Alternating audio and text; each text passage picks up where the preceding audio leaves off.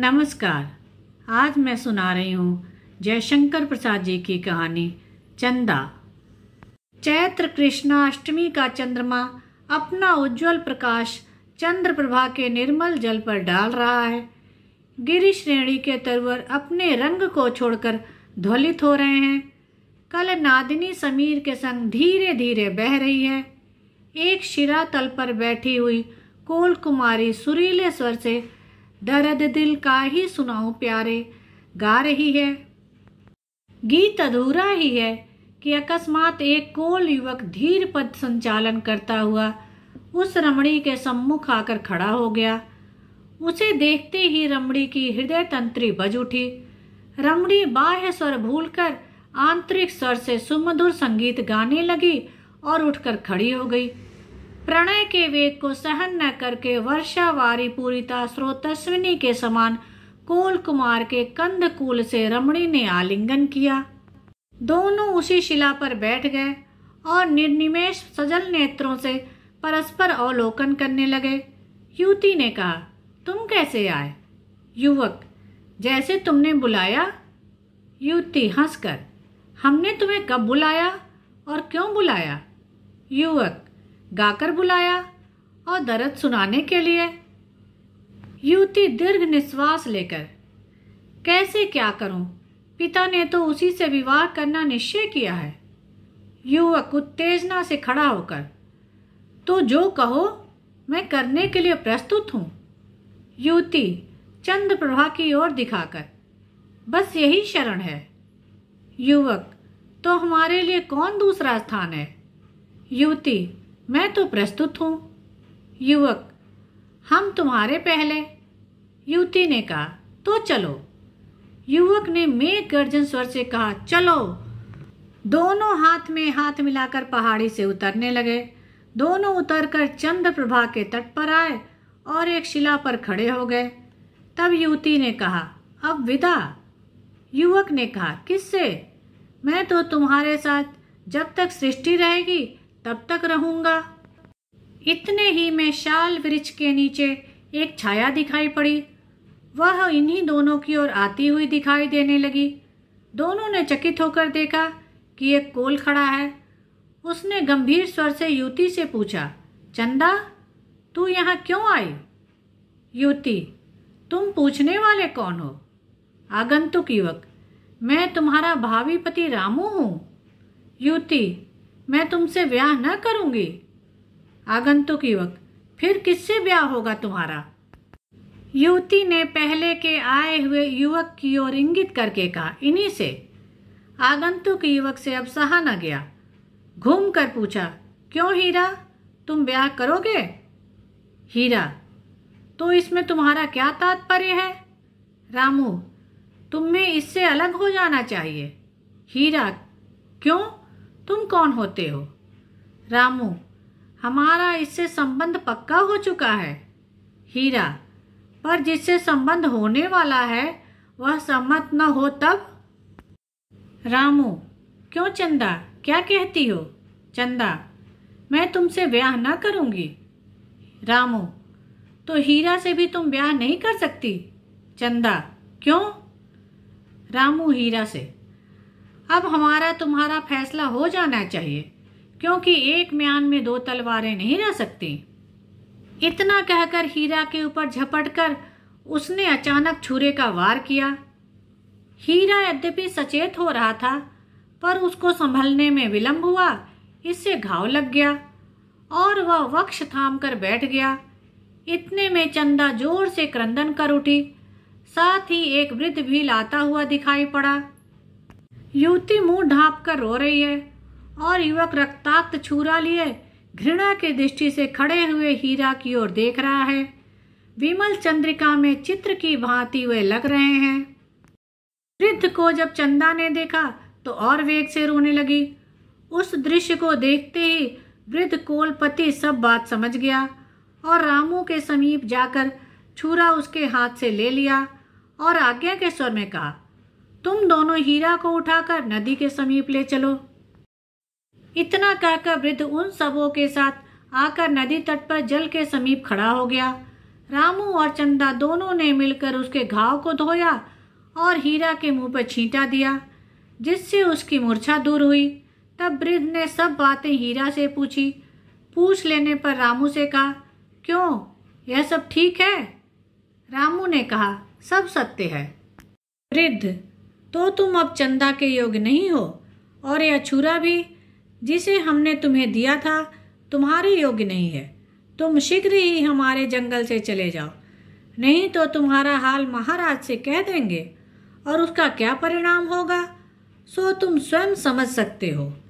हीरा की ओर देखकर, बेटा, तुम्हारा घाव शीघ्र अच्छा हो जाएगा, घबराना नहीं, चंदा तुम्हारी ही होगी। यह सुनकर चंदा और हीरा का मुख प्रसन्नता से चमकने लगा, पर हीरा ने लेटे ही लेटे हाथ जोड़कर कहा, पिता, एक बात कहनी है, यदि आपकी आज्ञा हो। वृद्ध, हम समझ गए बेटा, रामू विश्वासघाती है। हीरा, नहीं पिता, अब वह ऐसा कार्य नहीं करेगा, आप क्षमा करेंगे, मैं ऐसी आशा करता हूँ। वृद्ध, जैसी तुम्हारी इच्छा। कुछ दिन के बाद जब हीरा अच्छी प्रकार से आरोग्य हो गया, तब उसका ब्याह चंदा से हो गया। रामू भी उस उत्सव में सम्मिलित हुआ, पर उसका बदन मलिन और चिंतापूर्ण था। वृद्ध कुछ ही काल में अपना पद हीरा को सौंप स्वर्ग को सिधारा। हीरा और चंदा सुख से विमल चांदनी में बैठकर पहाड़ी झरनों का कलनादमय आनंद संगीत सुनते थे। अंशुमाली अपनी तीक्ष्ण किरणों से वन्य देश को परितापित कर रहे हैं। मृग सिंह एक स्थान पर बैठकर छाया सुख में अपने बैर भाव को भूलकर ऊँघ रहे हैं। चंद्र प्रभा के तट पर पहाड़ी की एक गुहा में, जहाँ की छतनार पेड़ों की छाया उष्ण वायु को भी शीतल कर देती है, हीरा और चंदा बैठे हैं। हृदय के अनंत विकास से उनका मुख प्रफुल्लित दिखाई पड़ता है। उन्हें वस्त्र के लिए वृक्षगण वल्कल देते हैं, भोजन के लिए प्याज, मेवा इत्यादि जंगली सुस्वादु फल, शीतल स्वच्छंद पवन, निवास के लिए गिरी गुहा, प्राकृतिक झरनों का शीतल जल उनके सब अभावों को दूर करता है और सबल तथा स्वच्छंद बनाने में ये सब सहायता देते हैं। उन्हें किसी की अपेक्षा नहीं पड़ती। अस्तु उन्हीं सब सुखों से आनंदित व्यक्तिद्वय चंद्र प्रभा के जल का कलनाद सुनकर अपनी हृदय वीणा को बजाते हैं। चंदा, प्रिय, आज उदासीन क्यों हो? हीरा, नहीं तो मैं यह सोच रहा हूँ कि इस वन में राजा आने वाले हैं। हम लोग यद्यपि अधीन नहीं हैं, तो भी उन्हें शिकार खिलाया जाता है और इसमें हम लोगों की कुछ हानि भी नहीं है। उसके प्रतिकार में हम लोगों को कुछ मिलता है, पर आजकल इस वन में जानवर दिखाई नहीं पड़ते, इसलिए सोचता हूँ कि कोई शेर या छोटा चीता भी मिल जाता तो कार्य हो जाता। चंदा, खोज किया था? हीरा, हाँ, आदमी तो गया है। इतने में एक कोल दौड़ता हुआ आया और कहा, राजा आ गए हैं और तहखाने में बैठे हैं। एक तेंदुआ भी दिखाई दिया है। हीरा का मुख प्रसन्नता से चमकने लगा और वह अपना कुल्हाड़ा संभालकर उस आगंतुक के साथ वहां पहुंचा जहां शिकार का आयोजन हो चुका था। राजा साहब झंझरी में बंदूक की नाल रखे हुए ताक रहे हैं। एक ओर से बाजा बज उठा। एक चीता भागता हुआ सामने से निकला। राजा साहब ने उस पर वार किया। गोली चली, पर चमड़े को छेदती हुई पार हो गई। इससे वह जानवर भागकर निकल गया। अब तो राजा साहब बहुत ही दुखी हुए। हीरा को बुलाकर कहा, क्यों जी, यह जानवर नहीं मिलेगा? उस वीर कोल ने कहा, क्यों नहीं? इतना कहकर वह उसी ओर चला। झाड़ी में जहां वह चीता घाव से व्याकुल बैठा था, वहां पहुंचकर उसने देखना आरंभ किया। क्रोध से भरा हुआ चीता उस कोल युवक को देखते ही झपटा। युवक असावधानी के कारण वार न कर सका, पर दोनों हाथों से उस भयानक जंतु की गर्दन को पकड़ लिया और उसने भी इसके कंधे पर अपने दोनों पंजों को जमा दिया। दोनों में बल प्रयोग होने लगा। थोड़ी देर में दोनों जमीन पर लेट गए। यह बात राजा साहब को विदित हुई। उन्होंने उसकी मदद के लिए कोलों को जाने की आज्ञा दी।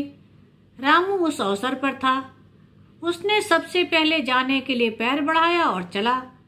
वहां जब पहुंचा तो उस दृश्य को देखकर घबरा गया और हीरा से कहा, हाथ ढीला कर, जब यह छोड़ने लगे तब गोली मारूं, नहीं तो संभव है कि तुम्ही को लग जाए। हीरा, नहीं, तुम गोली मारो।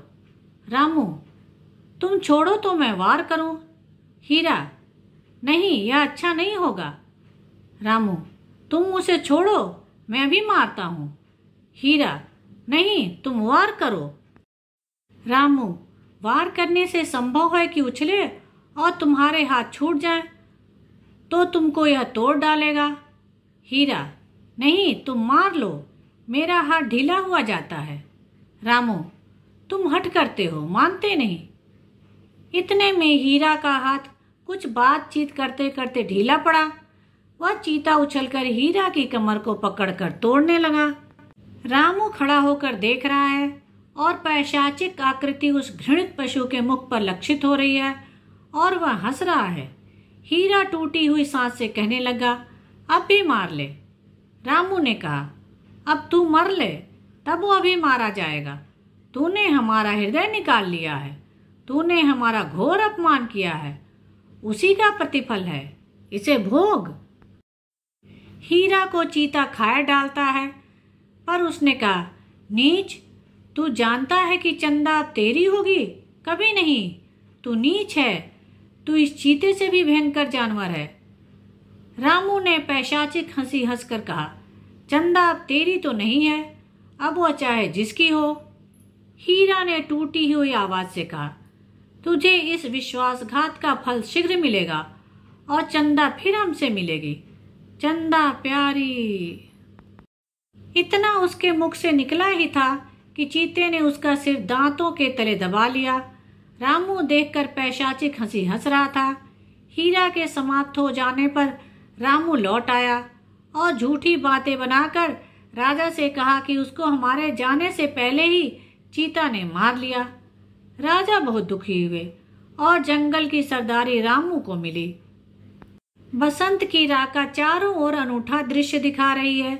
चंद्रमा न मालूम किस लक्ष्य की ओर दौड़ा चला जा रहा है, कुछ पूछने से भी नहीं बताता। कुटज की कली का परिमल लिए पवन भी न मालूम कहाँ दौड़ रहा है, उसका भी कुछ समझ नहीं पड़ता। उसी तरह चंद्रप्रभा के तीर पर बैठी हुई कोल कुमारी का कोमल कंठ स्वर भी किस धुन में है नहीं ज्ञात होता। अकस्मात गोली की आवाज ने उसे चौंका दिया।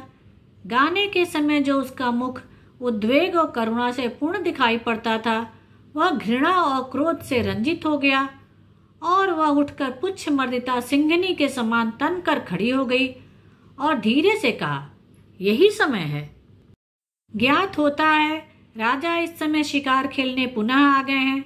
बस वह अपने वस्त्र को ठीक करके कोल बालक बन गई और कमर में से एक चमचमाता हुआ छुरा निकालकर चूमा। वह चांदनी में चमकने लगा।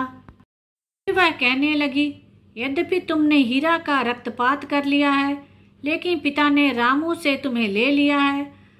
अब तुम हमारे हाथ में हो, तुम्हें आज रामू का भी खून पीना होगा। इतना कहकर वह गोली के शब्द की ओर लक्ष्य करके चली। देखा कि तहखाने में राजा साहब बैठे हैं। शेर को गोली लग चुकी है और वह भाग गया है, उसका पता नहीं लग रहा है। रामू सरदार है, अतएव उसको खोजने के लिए आज्ञा हुई। वह शीघ्र ही सन्नद्ध हुआ। राजा ने कहा, कोई साथी लेते जाओ। पहले तो उसने अस्वीकार किया, पर जब एक कोल युवक स्वयं साथ चलने को तैयार हुआ तो वह नहीं भी ना कर सका और सीधे जिधर शेर गया था उसी ओर चला। कोल बालक भी उसके पीछे है। वहां घाव से व्याकुल शेर चिघाड़ रहा है। इसने जाते ही ललकारा। उसने तत्काल ही निकलकर वार किया। रामू कम साहसी नहीं था। उसने उसके खुले मुंह में निर्भीक होकर बंदूक की नाल डाल दी, पर उसके जरा सा मुंह घुमा लेने से गोली चमड़ा छेद कर पार निकल गई और शेर ने क्रुद्ध होकर दांत से बंदूक की नाल दबा ली। अब दोनों एक दूसरे को ढकेलने लगे, पर कोल बालक चुपचाप खड़ा है। रामू ने कहा, मार, अब देखता क्या है? युवक, तुम मुझसे बहुत अच्छी तरह लड़ रहे हो। रामू, मारता क्यों नहीं? युवक, इसी तरह शायद हीरा से भी लड़ाई हुई थी, क्या तुम नहीं लड़ सकते? रामू, कौन? चंदा? तुम हो? शीघ्र ही मारो, नहीं तो अब यह सबल हो रहा है। चंदा ने कहा, हाँ, लो मैं मारती हूँ। इसी छुरे से हमारे सामने तुमने हीरा को मारा था। यह वही छुरा है, यह तुझे दुख से निश्चय ही छुड़ा देगा। इतना कहकर चंदा ने रामू की बगल में छुरा उतार दिया। वह छटपटाया। इतने ही में शेर को मौका मिला। वह भी रामू पर टूट पड़ा और उसका इति कर आप भी वहीं गिर पड़ा। चंदा ने अपना छुरा निकाल लिया और उसको चांदनी में रंगा हुआ देखने लगी। फिर खिलखिलाकर हंसी और कहा, दर्द दिल का ही सुनाऊं प्यारे। फिर हंसकर कहा, हीरा तुम देखते होगे, पर अब तो यह छुरा ही दिल की दाह सुनेगा। इतना कहकर अपनी छाती में उसे भोंक लिया और उसी जगह गिर गई। चंद्रमा अपने मंद प्रकाश में यह सब देख रहा था। धन्यवाद। मेरे चैनल को लाइक करें, शेयर करें और सब्सक्राइब करें, जिससे सभी कहानियाँ आपको समय पर मिल जाएं।